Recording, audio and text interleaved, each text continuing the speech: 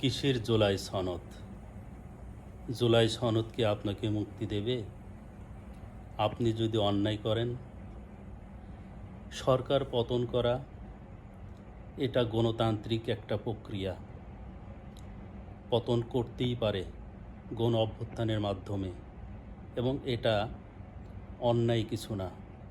কিন্তু পতনের পর যে অন্যায় করছে, যে অন্যায়কারী, আপনি তাকে নিজের হাতে শাস্তি দেবেন বিচার না করে। এটা কোন ধরনের বিচার? এটা কি অন্যায় না?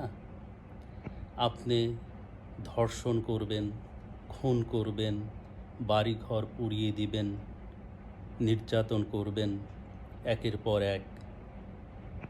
তারপর আপনাকে সংবিধান, জুলাই সনদ আপনাকে মুক্তি দেবে, ৭২-এর সংবিধান আপনাকে মুক্তি দেবে, কোরআন আপনাকে মুক্তি দেবে। এটা কি হতে পারে?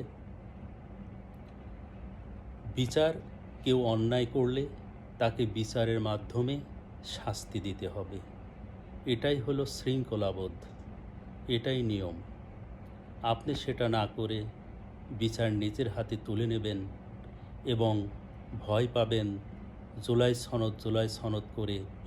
জুলাই সনদ আপনাকে মুক্তি দিতে পারবে? ৭২-এর সংবিধান আপনাকে মুক্তি দিতে পারবে আপনি যদি অন্যায়কারী হন? এটা কি জাহেলিয়াতের যুগ? জাহেলিয়াতের যুগে নির্বিচারে হত্যা হতো, ধর্ষণ হতো, খুন হতো, লুটপাট হতো, ডাকাতি হতো, কিন্তু সেগুলোর কোনো বিচার হতো না। এটা কি আপনি ভাবছেন যে এখন সেই জাহেলিয়াতের যুগ, আর আপনি সেই রকম কাজ করবেন, আর আপনি মুক্তি পাবেন, আপনি জুলাই সনদ আপনাকে মুক্তি দেবে? এটা কি হতে পারে? ৭২-এর সংবিধান আপনাকে মুক্তি দেবে? এটা কি হতে পারে? কোরআন আপনাকে মুক্তি দেবে? এটা কি হতে পারে?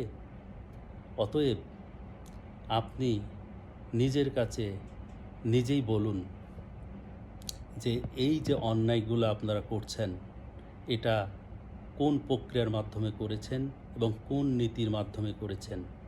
এটা নীতিগতভাবে কতটুকু যুক্তিসঙ্গত হয়েছে?